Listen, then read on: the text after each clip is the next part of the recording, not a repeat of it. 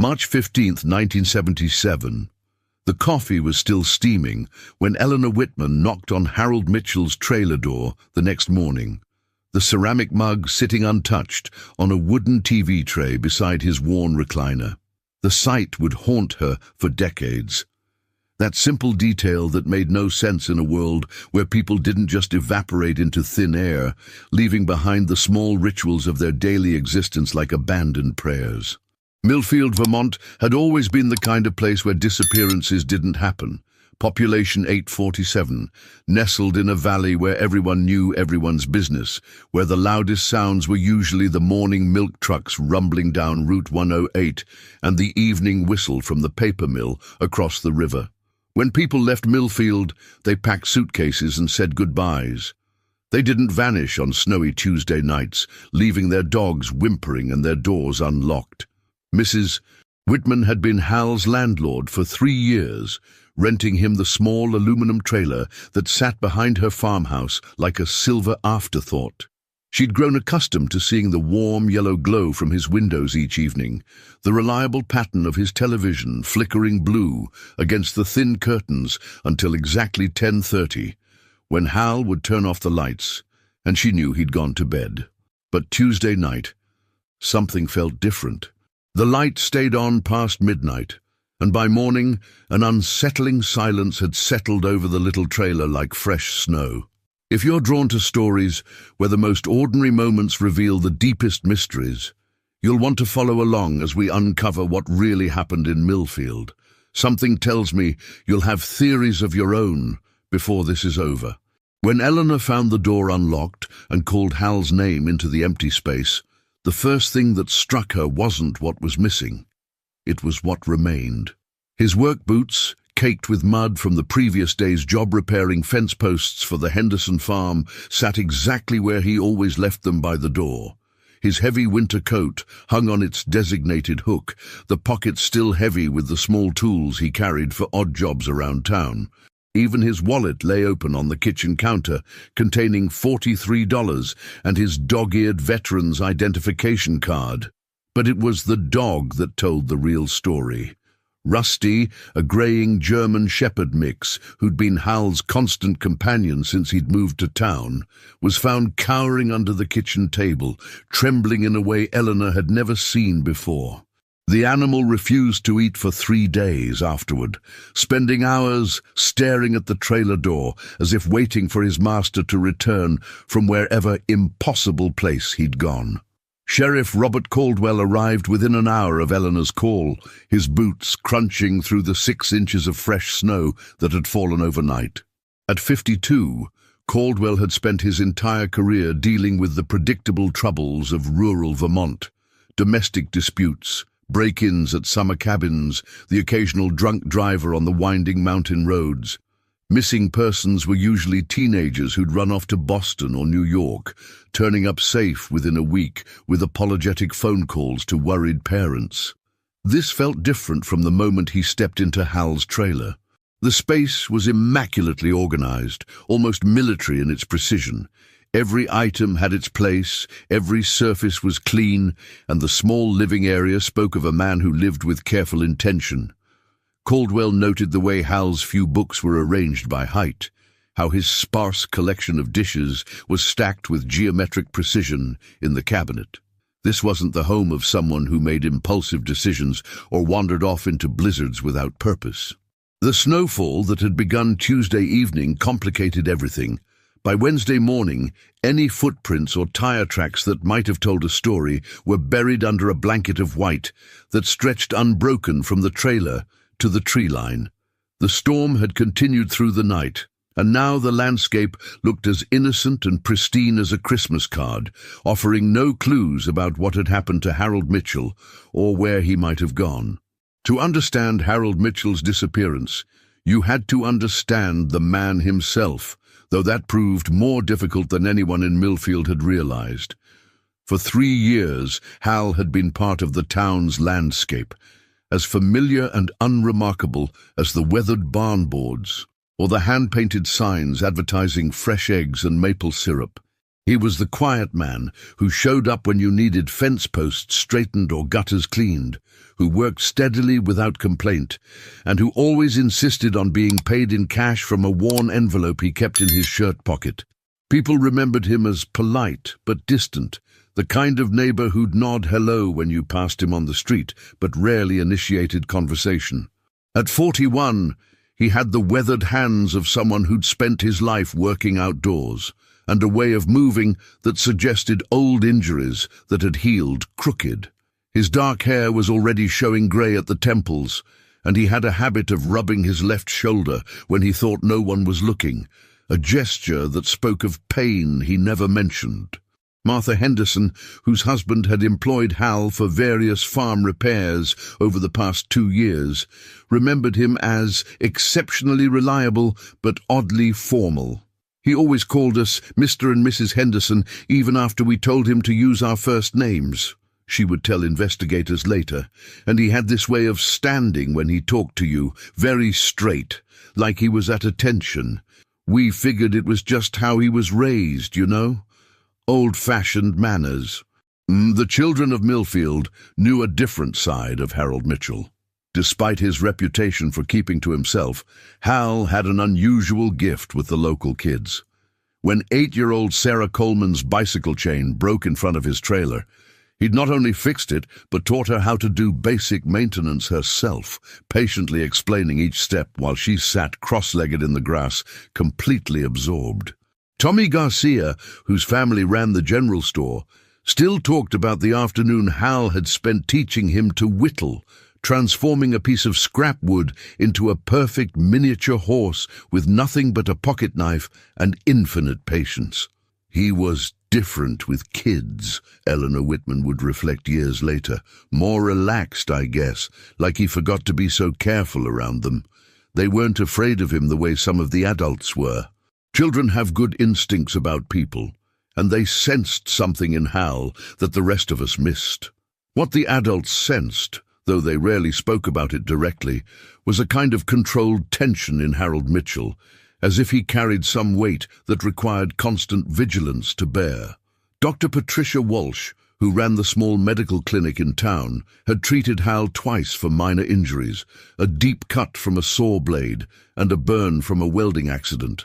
She remembered being struck by his composure during procedures that should have been painful, the way he'd stare at a fixed point on the wall and seem to disappear into himself until the treatment was finished. He had scars, Dr. Walsh recalled when investigators interviewed her months later.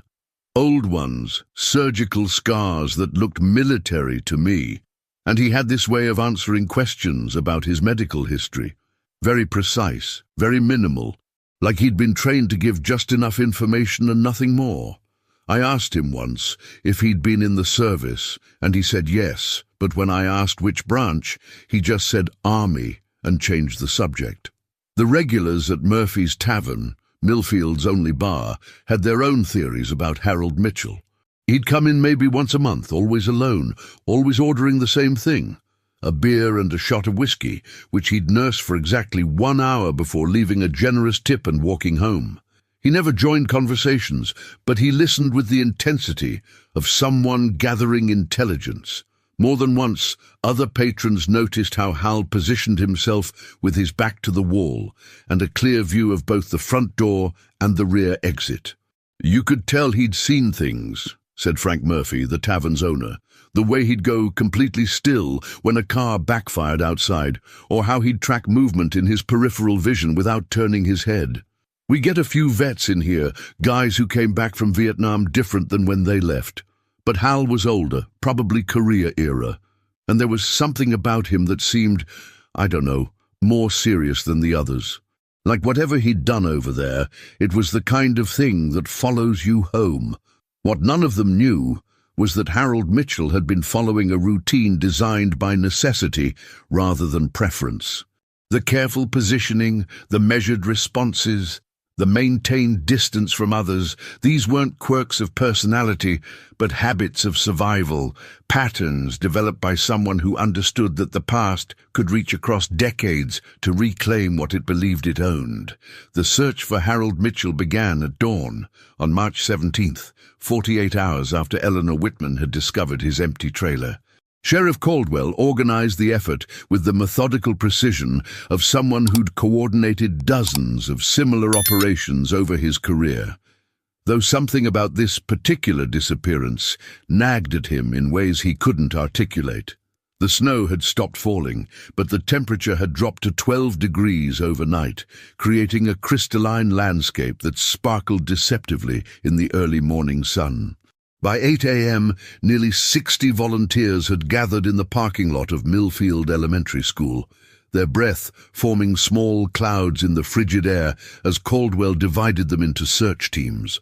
The group included farmers with intimate knowledge of the surrounding terrain, volunteer firefighters from 3 neighboring towns, and a handful of National Guard members who happened to be home on leave. Each team received a section of topographical map marked with colored pencil, radios that crackled with static in the cold, and the kind of grim determination that emerges when a community realizes one of its own has vanished without explanation. The searchers spread out across the valley in a pattern that should have been foolproof. They combed through the dense pine forests that bordered the Mitchell property, their voices echoing through the trees as they called Hal's name into the winter silence. They checked every abandoned building within a 5-mile radius, old barns with sagging roofs, hunting cabins that hadn't been used since the previous autumn, even the ruins of a 19th-century mill that stood like broken teeth along Miller's Creek. What they found was nothing. No footprints, no torn clothing caught on branches, no sign that Harold Mitchell had ever walked through those woods. The snow had created a blank canvas that should have recorded every movement, every passage, yet the landscape remained unmarked except for the tracks of deer and the occasional fox. It was as if Hal had simply dissolved into the Vermont air, leaving behind only the growing certainty that something fundamentally wrong had occurred in their quiet valley. Dr. Patricia Walsh, who had volunteered to coordinate the medical station, noticed the subtle shift in the searchers' demeanor as the hours passed. You could see it in their faces when they came back from each sector, she remembered years later. At first, there was hope, determination. But by afternoon you could see the doubt creeping in. People started talking in hushed tones, asking questions that nobody wanted to answer. The questions were uncomfortable ones. Why would a man disappear on one of the coldest nights of the year? Why would he leave his coat, his boots, his wallet containing everything that identified him as Harold Mitchell? And perhaps most disturbing of all, why did his dog seem terrified of something the humans couldn't see or understand? Sheriff Caldwell found himself facing a reality that challenged everything he thought he knew about missing person cases. In his experience, people disappeared for understandable reasons. Domestic trouble, financial pressure, the desire to start over somewhere else. But Harold Mitchell's life contained none of the usual red flags. No debts, no enemies, no romantic entanglements that anyone knew about. He paid his rent on time, kept to himself, and had never given anyone reason to wish him harm. As the second day of searching drew to a close, Caldwell made the decision that would haunt him for the rest of his career. With temperatures dropping again and storm clouds gathering over the mountains, he called off the active search. The official reasoning was practical. Volunteers were showing signs of exhaustion and hypothermia, and continued searching in deteriorating conditions would only create more victims. But privately, Caldwell had begun to suspect that whatever had happened to Harold Mitchell couldn't be solved by tramping through frozen woods with flashlights and good intentions. The last team returned to the elementary school parking lot just as the first snowflakes began to fall. As the volunteers dispersed to their warm homes and family dinners, a heavy silence settled over Millfield that had nothing to do with the approaching storm.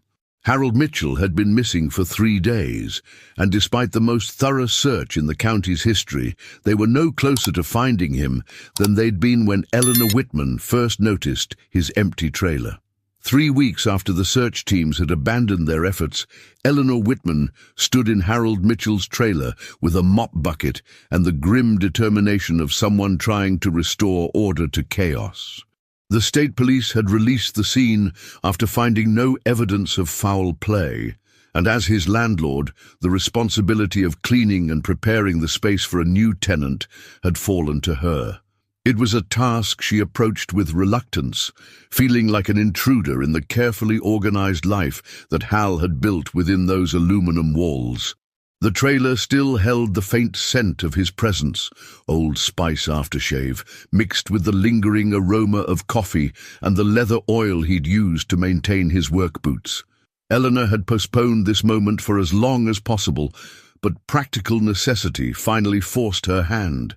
She needed the rental income, and keeping the space as a shrine to a man who might never return wouldn't bring Harold Mitchell back or answer the questions that kept the entire town awake at night.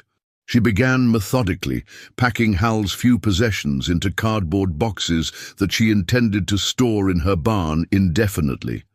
His clothes revealed the habits of a man who valued quality over quantity. 3 pairs of work pants, all meticulously mended, 5 flannel shirts in various stages of wear, a single wool sweater that looked hand-knitted and expensive. Everything was clean, pressed, and arranged with the precision that had characterized every aspect of Hal's life. It was while moving his bed to clean underneath that Eleanor discovered the loose floorboard. The trailer's cheap construction had never been meant for permanence, and over the years the subfloor had warped and shifted, creating small gaps and irregularities. Most tenants would have simply thrown a rug over such imperfections, but Harold Mitchell had apparently seen opportunity where others saw nuisance. The board lifted easily when Eleanor pried at it with a screwdriver, revealing a shallow space between the floor joists that had been carefully modified to create a hiding place. Inside, wrapped in an oiled cloth that spoke of military training and long-term thinking, was a rectangular tin that had once held Dutch cigars. The box was heavier than its size suggested, and when Eleanor lifted it out, she could hear objects shifting inside, with the metallic clink of important things deliberately preserved. Her hands trembled as she opened the lid, not from cold, but from the sudden understanding that she was about to learn something about Harold Mitchell that would change everything she thought she knew about the quiet man who'd lived behind her house for 3 years. The contents were arranged with the same careful precision that had characterized every other aspect of Hal's life. Each item wrapped in tissue paper and positioned to prevent damage during the years it had waited in darkness. The first document she unwrapped was a citation typed on official letterhead, the paper yellowed with age, but the words still sharp and clear. As Eleanor read, her breath caught in her throat, and she had to sit down on the edge of Hal's bed to process what she was seeing. The citation was for a Medal of Honor, awarded to Staff Sergeant Harold J. Mitchell, for conspicuous gallantry and intrepidity at the risk of his life above and beyond the call of duty during action against enemy forces in Korea. Beneath the Medal of Honor citation were 2 Purple Heart certificates, their purple ribbons still vibrant despite their age. There were commendation letters from commanding officers, each describing acts of heroism that seemed impossible to reconcile with the quiet handyman who'd fixed her gutters and shoveled her driveway without ever mentioning his military service. One letter, signed by a full colonel, described how Staff Sergeant Mitchell had single-handedly held off an enemy assault for 6 hours, allowing his unit to evacuate wounded comrades and re-establish defensive positions. But it was the last document in the box that made Eleanor's hands shake uncontrollably. It was a letter dated just 2 months before Hal's disappearance, written on Department of Defense letterhead and marked with classifications that meant nothing to her but clearly indicated official government business. The letter was brief, formal, and terrifying in its implications. It referenced ongoing security reviews of personnel involved in classified operations and requested that Staff Sergeant Mitchell make himself available for debriefing regarding Operation Broken Arrow and related activities. Eleanor Whitman sat in that empty trailer, surrounded by the remnants of a man she'd never really known, and realized that Harold Mitchell's disappearance might not have been the random tragedy that Millfield had assumed. The quiet veteran who'd lived behind her house hadn't just been hiding from painful memories. He'd been hiding from something far more dangerous, something that had apparently found him despite his careful anonymity in the mountains of Vermont. Eleanor Whitman's phone call to Sheriff Caldwell came at 3:47 p.m. on a Thursday afternoon, her voice shaking with a combination of disbelief and something approaching fear.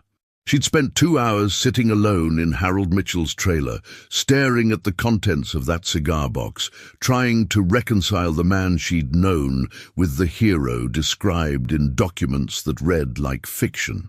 When Caldwell arrived 20 minutes later, he found her still clutching the Medal of Honor citation, her face pale and her hands trembling, despite the trailer's stuffy warmth. "Bob, I don't understand any of this," she whispered, as he carefully examined each document. "How does a man live 3 years in your backyard, and you never know he's this?"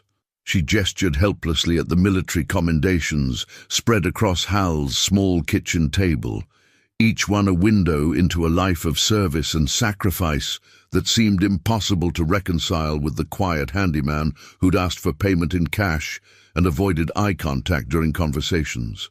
Sheriff Caldwell had served 2 tours in Vietnam himself, and he recognized the weight of what lay before him.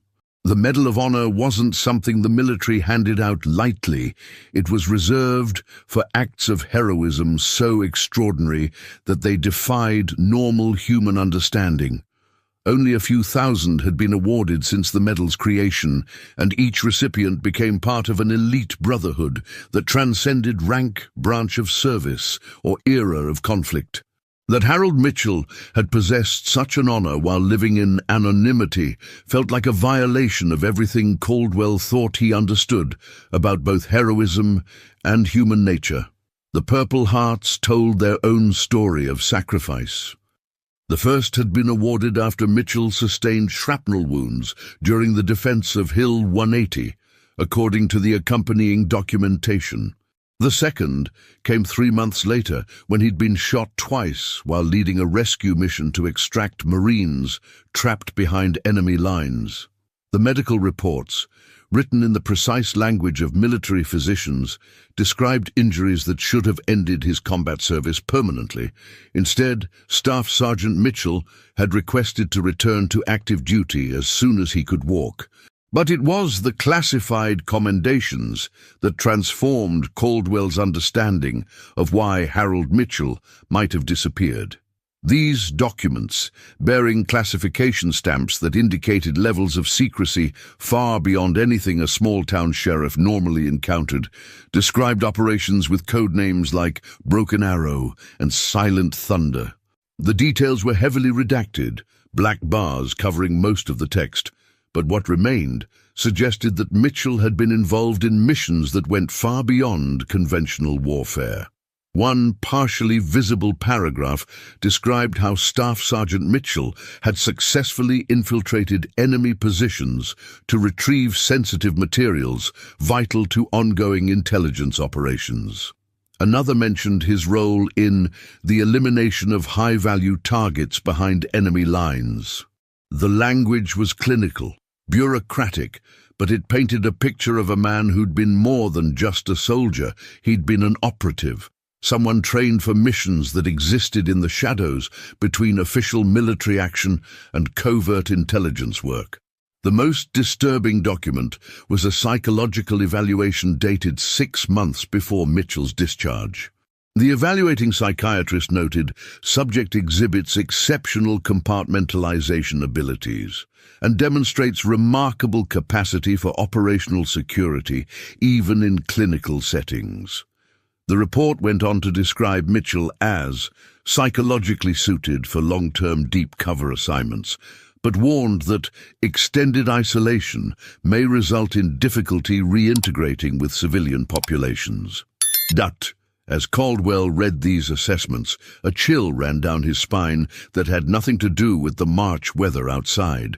The Harold Mitchell described in these documents wasn't just a war hero. He was someone who'd been trained to disappear, to blend into civilian life while maintaining the skills and instincts of a professional operative. The quiet, careful man who'd lived behind Eleanor's house suddenly seemed less like a traumatized veteran seeking peace, and more like someone in hiding, someone whose past might have finally caught up with him in the mountains of Vermont. The implications were staggering. If Mitchell had been involved in classified operations, his disappearance might not be a local police matter at all. It might be connected to national security interests that operated according to rules Caldwell couldn't begin to understand.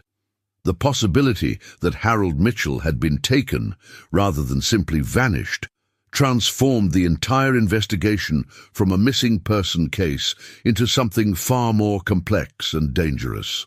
Eleanor Whitman watched the sheriff's face as he processed the documents, seeing her own confusion and fear reflected in his expression. "What does this mean, Bob?" she asked quietly. "What kind of man was living in my backyard?"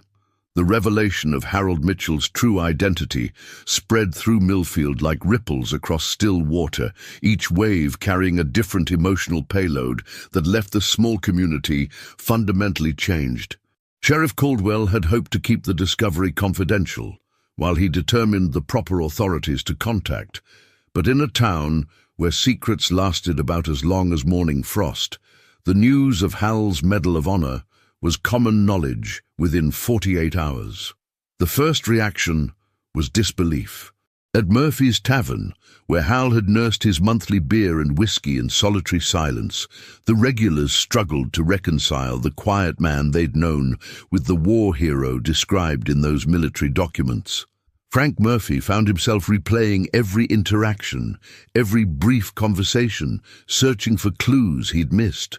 "He sat right there," Murphy told anyone who'd listen, pointing to the corner stool where Hal had positioned himself with his back to the wall. "A genuine American hero, and we treated him like he was just another guy trying to forget something." Martha Henderson couldn't sleep for 3 nights after hearing the news. She kept thinking about all the time she'd watched Hal work on their farm, the way he'd moved with deliberate precision, the careful respect he'd shown for their property and their privacy. "We knew he was special," she told her husband through tears. "We felt it, but we were too polite to ask questions.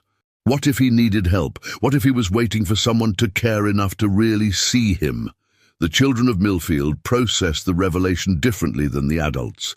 8-year-old Sarah Coleman, whose bicycle Hal had repaired with such patient care, became convinced that he'd been a secret superhero hiding among them. She spent hours drawing pictures of Hal in military uniform, medal gleaming on his chest, defending other children from invisible enemies. Her mother found these drawings heartbreaking in their innocent understanding that sometimes heroes looked like ordinary people who fixed broken things and taught kids to whittle, but not everyone in town felt guilt or admiration. A smaller, more vocal group led by Herman Douglas, who ran the hardware store and considered himself an expert on military matters despite never having served, expressed anger and suspicion. "If he was such a hero, why was he hiding?" Douglas demanded during heated discussions at the post office and general store. "Real heroes don't sneak around using fake names and keeping secrets. Something doesn't add up about this whole situation." Douglas's skepticism found fertile ground among those who'd always felt uncomfortable around Harold Mitchell. They pointed to his careful manner, his reluctance to discuss his past, his habit of paying for everything in cash. What they'd once attributed to shyness or social awkwardness now seemed calculated, even sinister. If Mitchell had been involved in classified operations, what else might he have been hiding? The same qualities that now made some neighbors feel guilty for their neglect made others wonder if they'd been living next to someone dangerous.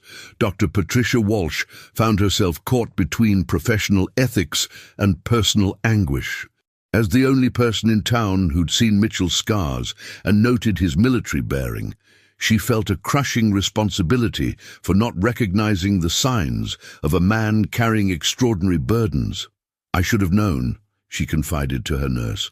"All the indicators were there. The hypervigilance, the controlled responses to pain, the way he'd dissociate during procedures. I treated him like any other patient instead of seeing someone who might have been struggling with things I couldn't imagine." Indeed, the discovery also divided families. Eleanor Whitman's own children, grown and living in other states, called with a mixture of excitement and concern. Her daughter worried about the implications of having housed someone with such a complex military background. Her son, a Vietnam veteran himself, understood immediately why Mitchell might have chosen anonymity. "Mom, men like that don't retire," he told her during a tense phone conversation. "They disappear because they have to. The fact that someone found him anyway, that's what should be scaring you." Perhaps most affected was Reverend Thomas Anderson of Millfield Community Church. Mitchell had never attended services, but Anderson had seen him occasionally walking past the church on Sunday mornings, always alone, always maintaining his careful distance from the congregation, gathering on the front steps. Now Anderson wrestled with profound theological questions about community responsibility and the failure to recognize Christ in the stranger among them. His next Sunday sermon, titled "The Heroes We Don't See," would be remembered as one of the most powerful and heartbreaking in the church's history. As March turned to April and the snow began to melt, revealing the green promise of another Vermont spring, Millfield remained divided by the ghost of Harold Mitchell. The man who disappeared without explanation had become larger in absence than he'd ever been in life, a mirror reflecting each resident's understanding of duty, heroism, and the responsibility neighbors owe to one another. The question was no longer just where Harold Mitchell had gone, but whether the community that failed to see him for who he was deserved to get him back. Sheriff Caldwell had dealt with military bureaucracy before, but never anything like the stone wall he encountered when he tried to investigate Harold Mitchell's service record. His first call, placed to the Army Personnel Command in St. Louis on a crisp April morning, should have been routine. As the investigating officer in an active missing person case, Caldwell had legitimate grounds to request information about a veteran's background, especially when that veteran possessed the nation's highest military honor. The initial response was professional but unhelpful. Sergeant First Class Rebecca Martinez, who handled records requests, explained that while Mitchell's basic service information could be confirmed, his complete file was classified at levels that required authorization from Washington. "I can tell you he served honorably from 1952 to 1957, she said, her voice carrying the practiced neutrality of someone who delivered similar responses countless times. "Beyond that, sir, you'll need to go through different channels." Those different channels led Caldwell into a maze of transferred calls, departmental dead ends, and increasingly evasive responses. When he mentioned the Medal of Honor, the tone of his contacts shifted noticeably. Suddenly, records clerks who'd been helpful became guarded. Mid-level officers who'd initially returned his calls stopped responding altogether. Each conversation seemed to raise more questions while providing fewer answers, as if Harold Mitchell's name triggered security protocols that Caldwell wasn't cleared to understand. The breakthrough came from an unexpected source. Lieutenant Colonel James Parker, a Vietnam veteran who'd served as Caldwell's commanding officer years earlier, now worked in the Pentagon's liaison office. When Caldwell reached out through personal channels, Parker's response was immediate and troubling. "Bob, listen to me carefully," Parker said, his voice dropping to a whisper despite the secure line. Whatever you think you know about this Mitchell character, you need to understand that some doors are better left closed. There are operations from that era that still have classifications that won't expire in our lifetimes. Parker's warning only intensified Caldwell's determination to understand what had happened to Harold Mitchell. Through persistent calls and careful navigation of military protocol, he eventually reached Major Sarah Thompson, a liaison officer specializing in historical military records. Thompson's response to Mitchell's name was immediate and alarming. After a long pause, she asked Caldwell to verify his identity through official channels before she would discuss the case further. When they spoke again 3 days later, Thompson's tone was grave. "Sheriff Caldwell, Harold Mitchell's file is tagged with restrictions that indicate national security implications. I'm not authorized to discuss the specifics, but I can tell you that his service record includes participation in operations that remain classified under the National Security Act. These weren't conventional military actions, and the personnel involved were subject to ongoing security monitoring even after discharge." The implications of Thompson's carefully worded explanation sent a chill through Caldwell that extended far beyond professional concern. If Mitchell had been under ongoing security monitoring, his disappearance might not be a random crime or personal crisis. It could be connected to operations conducted 20 years earlier in a war that officially ended in 1953, but apparently continued in shadows that stretched across decades. Thompson's final words before ending the call would haunt Caldwell for months. "Sheriff, if Harold Mitchell has disappeared, you need to consider the possibility that his location is known to people with resources and authority far beyond local law enforcement. Some veterans from that era carried secrets that made them valuable and sometimes dangerous long after they put down their weapons." Caldwell hung up the phone in his small office, staring out at the peaceful Vermont landscape that suddenly seemed inadequate to contain the forces that might have converged on Harold Mitchell. The quiet mountains and rolling farmland that had provided sanctuary for a decorated war hero might have been no protection at all against enemies who operated according to rules that existed outside the boundaries of local, state, or even civilian authority. The realization that he might be investigating a case that involved national security interests left Caldwell feeling powerless and isolated. His decades of experience in law enforcement had prepared him for many challenges, but not for the possibility that Harold Mitchell's disappearance was connected to operations so classified that even acknowledging their existence was prohibited.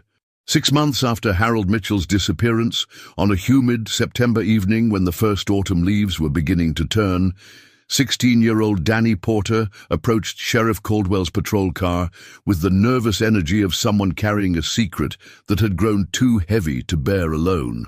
Caldwell was parked outside Casey's diner, finishing paperwork and a cup of coffee that had long since grown cold, when the teenager knocked hesitantly on his passenger window. Danny was the kind of kid who usually avoided law enforcement contact, not because he was particularly troubled, but because he preferred the anonymity that came with being unremarkable in a small town. His father worked maintenance at the paper mill, his mother cleaned houses for some of the wealthier families in the valley, and Danny himself split his time between school, a part-time job at the general store, and the kind of aimless wandering that filled teenage hours in places where entertainment was scarce. "Sheriff Caldwell," Danny began, his voice cracking slightly with nervousness, "I need to tell you something about the night that Mr. Mitchell disappeared. I should have said something before, but I wasn't sure it mattered, and my parents always told me to mind my own business, but I can't stop thinking about it." Caldwell set down his coffee and gave the boy his full attention, recognizing the particular tension that comes with delayed disclosure in criminal investigations. In his experience, the most crucial information often came from reluctant witnesses who'd convinced themselves their observations were unimportant until time and guilt made silence unbearable. Danny's story emerged in fits and starts, interrupted by nervous pauses and the kind of precise detail that marked truthful recollection. On the evening of March 14th, the night before Harold Mitchell was discovered missing, Danny had been walking home from his girlfriend's house along the back roads that wound through the rural areas outside Millfield proper. The route took him past the dirt road that led to Eleanor Whitman's property, where Hal's trailer sat like a silver beacon in the darkness. "There was this car," Danny said, his words coming faster as the story gained momentum. "A black sedan, really clean and official-looking, parked about 50 yards from the turnoff to Mrs. Whitman's place. At first I thought maybe someone had broken down, but the engine was running and there were 2 people sitting inside. They had the windows cracked and I could see the glow from cigarettes."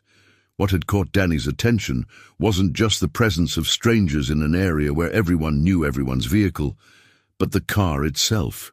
Even in the dim illumination from a distant streetlight, he could see that it wasn't the kind of automobile that belonged in rural Vermont.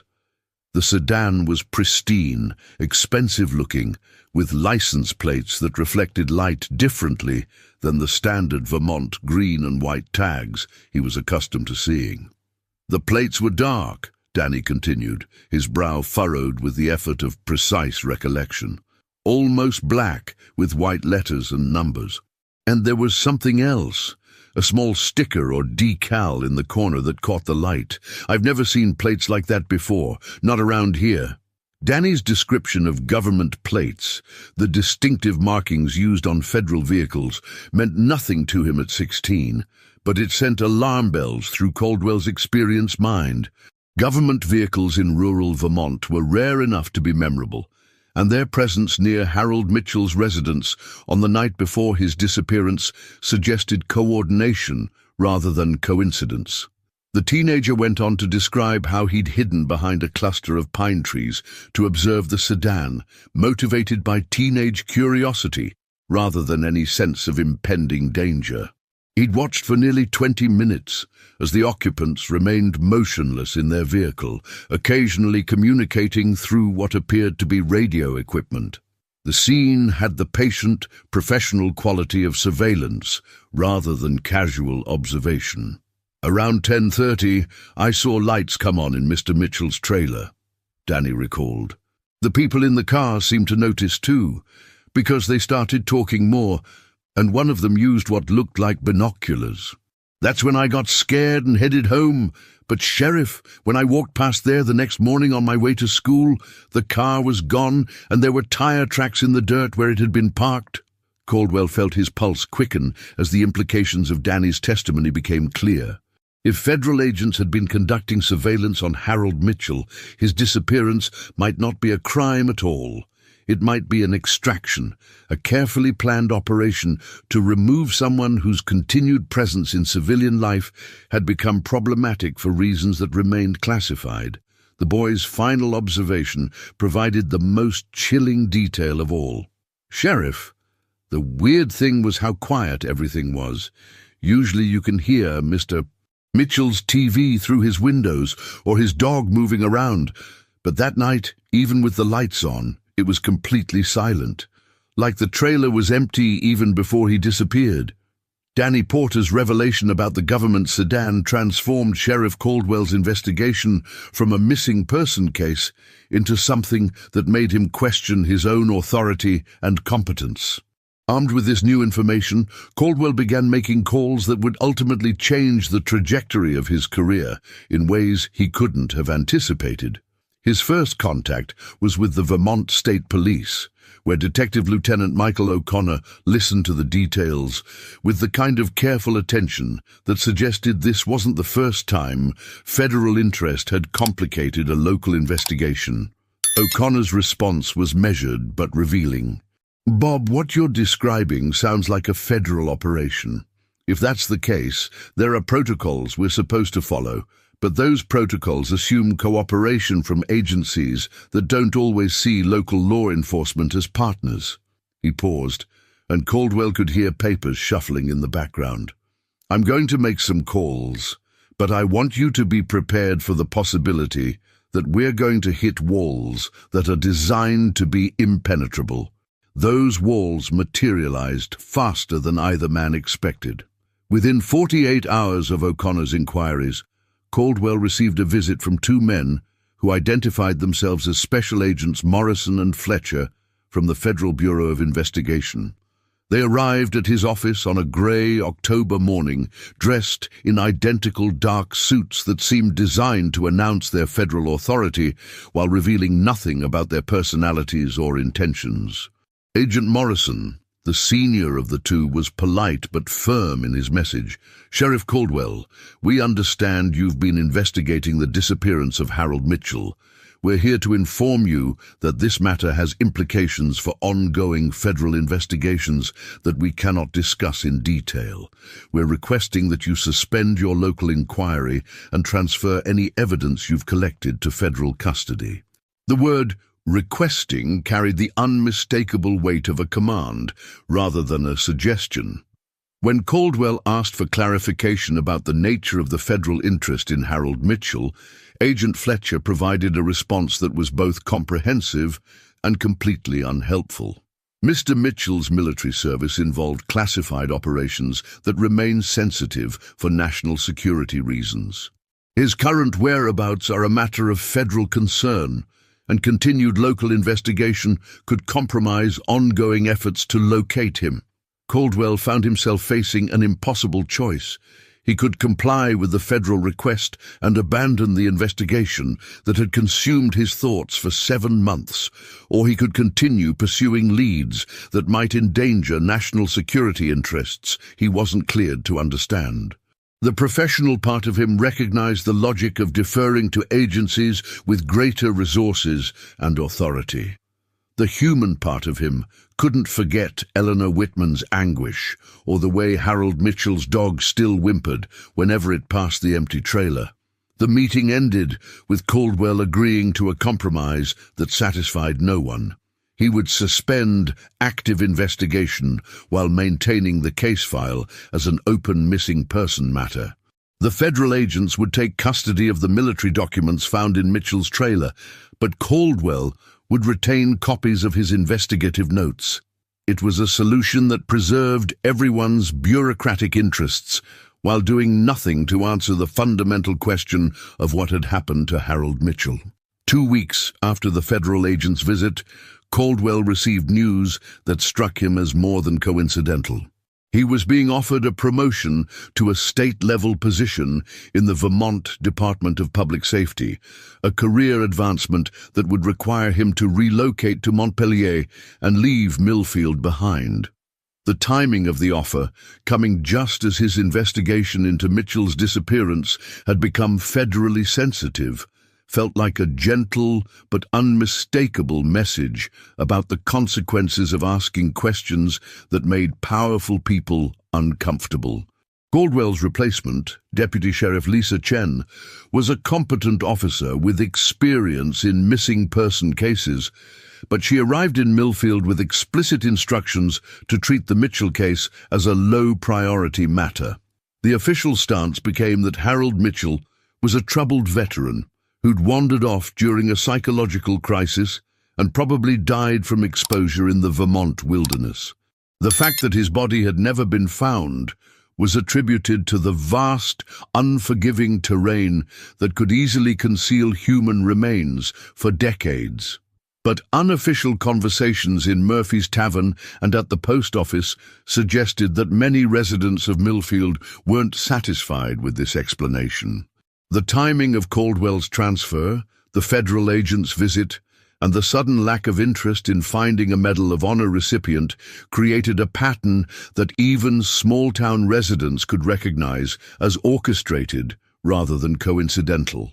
47 years have passed since Harold Mitchell disappeared from his trailer in Millfield, Vermont, and the case remains officially unsolved, though it has taken on the quality of local legend rather than active investigation. Eleanor Whitman died in 1994, taking with her the most intimate knowledge of the man who'd lived quietly behind her house while carrying secrets that apparently reached the highest levels of government. Her property has changed hands 3 times since then, and the aluminum trailer where Hal once maintained his careful existence was demolished in 2003, replaced by a small garden that the current owners tend without knowing the history beneath their feet. Sheriff Caldwell, now 81 and long retired from law enforcement, still lives in Montpelier, where his promoted position eventually led to a comfortable career in state government. But those who know him well say he's never stopped thinking about Harold Mitchell. In his study, carefully filed in a locked cabinet, are copies of every document, every interview note, every piece of evidence from the case that federal agents tried to make disappear. Caldwell has never spoken publicly about what he believes happened to Mitchell, but his daughter found a sealed envelope among his papers with instructions that it be opened only after his death, suggesting that some truths are too dangerous to reveal while their keepers are still alive. The physical evidence of Harold Mitchell's existence has largely vanished, but his presence lingers in the collective memory of Millfield in ways that surprise even long-time residents. Danny Porter, now in his 60s and serving as the town's fire chief, occasionally gives talks to visiting school groups about the importance of paying attention to details that might seem insignificant at the time. He never mentions Harold Mitchell by name, but everyone in town knows the story behind his message about the responsibility of witnesses to speak truth, even when that truth is uncomfortable or dangerous. Dr. Patricia Walsh, who treated Mitchell's injuries and recognized signs of trauma she wished she'd addressed more directly, established a small foundation that provides mental health services to veterans in rural Vermont communities. The foundation operates out of a modest building on Main Street in Millfield, and while its mission statement makes no reference to Harold Mitchell, the waiting room contains a simple plaque dedicating the facility to the heroes who walk among us unrecognized. Walsh, now 73, still sees patients twice a week and maintains that her greatest professional regret was failing to ask the right questions when they might have made a difference.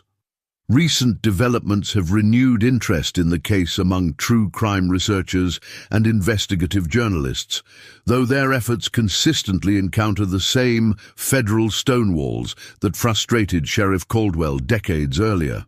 A Freedom of Information Act request, filed in 2019 seeking Harold Mitchell's complete military records, was denied on national security grounds, with government attorneys arguing that disclosure would reveal operational methods that remain relevant to ongoing intelligence activities. The fact that operations from the Korean War era could still be considered sensitive enough to warrant classification has only intensified speculation about the true nature of Mitchell's service and the reasons for his disappearance. Perhaps most intriguingly, genealogy research conducted by Mitchell descendants has revealed discrepancies in his identity that suggest Harold Mitchell might itself have been an assumed name.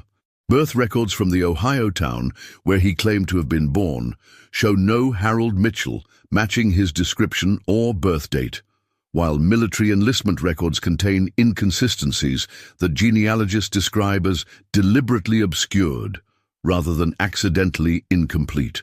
These discoveries have led some researchers to theorize that the man who disappeared from Millfield in 1977 had been living under government protection, his true identity hidden even from himself through methods that wouldn't be publicly acknowledged for decades.